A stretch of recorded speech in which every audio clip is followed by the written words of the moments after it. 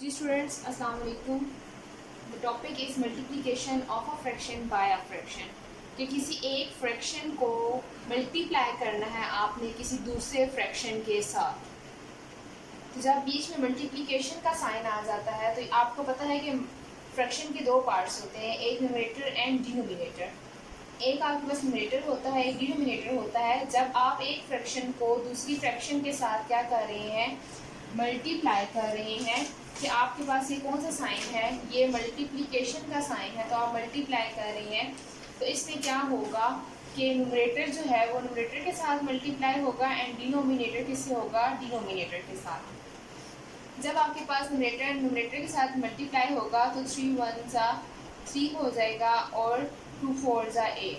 That is your answer. और students, one more thing कि अगर आपके पास एक ऐसी वैल्यू हो जहाँ पे क्रॉस मल्टीप्लिकेशन हो रही हो, तो आपने सेम नंबर के साथ मल्टीप्लाई करना है, कटिंग करनी है। किस तरीके से कि आपके पास या तो कटिंग जो है सेम टेबल के साथ क्रॉस में होगी या फिर ऊपर नीचे होगी। आमने सामने कटिंग नहीं होती। आमने सामने आपने जस्ट मल्टीप्लाई करके डायरेक्ट आंसर लिखना है। आंसर लिखने के बाद अगर आपके पास एक टेबल पे दोनों डिजिट्स हो रहे हैं, कटिंग हो रही है, सेम टेबल पे जा रहे हैं, तो आप इनको कट करके आप लोग आंसर लिख सकते हैं। आप ऐसा नहीं कर सकते कि 3 वन ज़ा 3 या 8 वन ज़ा 8 या 2 फोर ज़ा 8। नो, आपने सेम टेबल के साथ ही आपने इनको कटिंग करनी है।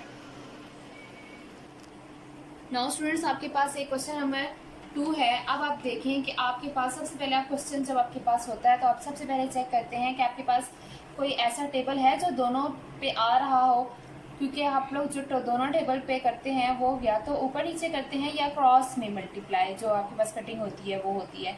आमने सामने आप कटिंग नहीं कर सकते, बेशक आपके पास सेम टेबल पे कटिंग हो रही हो। लेट्स सपोज कि 2 वन ज़ा 2 2 6 ज़ा 12 हो रहा है, लेकिन आप आमने सामने कटिंग नहीं कर सकते। आपने क्रॉस में करनी है या फिर ऊपर नीचे करनी है। तो देखिए यहाँ पे क्या है, और सेम टेबल के साथ ये नहीं कर सकते कि यहाँ पे टेबल और हो और यहाँ पे टेबल और हो। सेम टेबल के साथ आपने कटिंग करनी है। 2 वन ज़ा 2 एंड 2 टू ज़ा 4। कटिंग हो गई है। और यहाँ पे क्या होगा, 3 वन ज़ा 3। आपने ये लाजमी लिखना है, ये जो 1 मैं साथ लिख रही हूँ या 2 लिखा है, ये आपने मस्ट लिखना है। 3 वन ज़ा 3 एंड 3 फोर ज़ा 12। फिर आपने अगेन चेक करना है क्या अगेन कटिंग हो रही है। तो कटिंग हो रही है। यहाँ पर कैसे हो रही है, 2 वन ज़ा 2 एंड 2 टू ज़ा 4। आपके पास क्या आ गया है, अब आपके पास क्या आ जाएगा कि न्यूमरेटर के साथ मल्टीप्लाई होगा। इधर न्यूमरेटर क्या है 1 और यहाँ पे क्या है 1 1 1 से मल्टीप्लाई होगा एंड 2 किससे मल्टीप्लाई होगा, 1 के साथ। जब यहाँ पे मल्टीप्लिकेशन हो रही है, क्यों, क्योंकि बीच में साइन जो है वो मल्टीप्लाई का है, तो 1 वन ज़ा 1 हो जाएगा और आपके पास 1 टू ज़ा 2। That is your answer. Understand students? ये स्टूडेंट्स, आपके पास नेक्स्ट टॉपिक क्या है, division of a fraction by a fraction. कि अब पहले क्या था, मल्टीप्लिकेशन ऑफ अ फ्रैक्शन के मल्टीप्लाई कर रहे थे, अब आपके पास क्या आ गया, डिवीजन का साइन आ गया बीच में। बहुत इजी है ये क्वेश्चन करना। आपके पास सबसे पहले आप दिस फ्रैक्शन आप जो है आपने एज इट इज़ लिखनी है। जब आपके पास बीच में डिवीजन का साइन आ जाता है तो आप इसको डिवीजन वाले साइन को चेंज करते हैं इनटू मल्टीप्लाई। डिवीजन को चेंज करके आप जब मल्टीप्लिकेशन में लिखते हैं, मल्टीप्लाई के साइन में लिखते हैं, तो उससे नेक्स्ट वाली जो फ्रैक्शन होती है, डिवीजन के बाद वाली जो ये फ्रैक्शन है, इसका आप लोग ले लेते हैं रेसिप्रोकल। क्या ले लेते हैं, रेसिप्रोकल। मैं यहाँ पे लिख रही हूँ,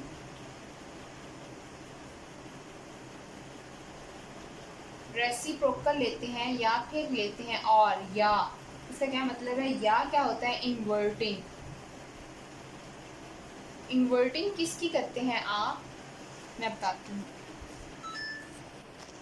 स्टूडेंट्स, आपको पता है कि फ्रैक्शन का ये वाला पार्ट क्या होता है, न्यूमरेटर होता है, और ये क्या होता है, डिनोमिनेटर। और जब रेसिप्रोकल लेते हैं, जब डिवीजन को मल्टीप्लिकेशन में चेंज करते हैं, तो आपके पास जो न्यूमरेटर होता है वो डिनोमिनेटर बन जाता है और जो डिनोमिनेटर होता है वो न्यूमरेटर बन जाता है।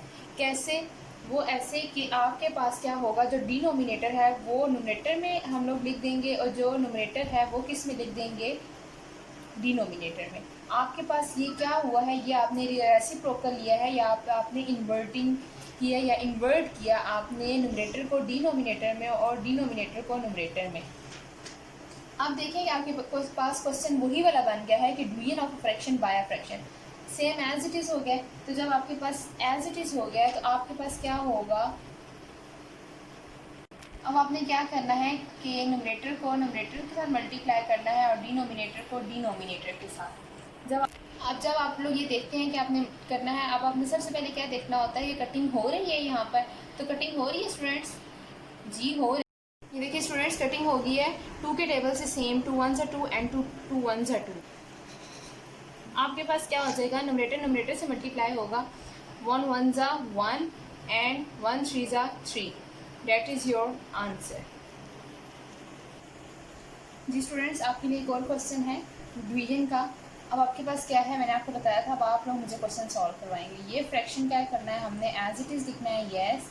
अब डिवीजन एज इट इज़ लिखूँ, यस। हमने डिवीजन को किस में चेंज करना है, मल्टीप्लिकेशन में। और जब मल्टीप्लिकेशन में चेंज करते हैं तो उससे नेक्स्ट वाली फ्रैक्शन का हम लोग क्या कर लेते हैं, ले लेते हैं रेसिप्रोकल। रेसिप्रोकल का क्या मतलब होता है कि न्यूमरेटर को डिनोमिनेटर में चेंज करना और डिनोमिनेटर को न्यूमरेटर में चेंज करना। कैसे कि आपके पास डिनोमिनेटर यहाँ पे क्या है 4, तो आप लोग उसको न्यूमरेटर में लिख देंगे और जो न्यूमरेटर है 9 और वो उसको हम लोग डिनोमिनेटर में लिख देंगे। उसके बाद हम क्या करते हैं, ये चेक करते हैं कि हमारे पास कटिंग हो रही है। स्टूडेंट्स, आपने पहले ये देखना है कि आपकी कटिंग हो रही है। आप देखें कि सेम टेबल से कटिंग करनी है, तो आपके पास क्या होगा, 2 6 12 एंड 2 2 4। अब आपने क्या करना है, यहाँ पे भी चेक करना है कि आपके पास कटिंग हो रही है। तो यहाँ पे क्या है, 2 3 बल्कि 3 के टेबल से करनी है, 3 2 6 एंड 3 3 9। अब आपने ये चेक करना है कि अगेन कटिंग हो रही है आपकी सेम टेबल के साथ। तो यहाँ पे हो रही है कि 2 3 6 एंड 2 1 2। अब आपके पास क्या हो जाता है कि अब आपने चेक करना है कि आपके पास कटिंग हो रही है। नहीं कटिंग हो रही तो आपने अब क्या करना है कि न्यूमरेटर को न्यूमरेटर के साथ मल्टीप्लाई करना है एंड डिनोमिनेटर को डिनोमिनेटर के साथ। जब आप लोग इनको मल्टीप्लाई करेंगे तो आपके पास क्या आंसर आ जाएगा, 1 मल्टीप्लाई बाय 2। और आपने उन डिजिट्स को मल्टीप्लाई करना होता है जो कटिंग करने के बाद आते हैं। तो आपके पास क्या आ गया, 2 1 2 एंड 3 3 9। जब आपके पास आंसर लिखा जाता है, आपने उस आंसर को भी चेक करना होता है कि क्या सेम टेबल के साथ कट हो रहे हैं ये। अगर नहीं हो रहे तो फिर वही आपका क्या हो जाता है, आंसर।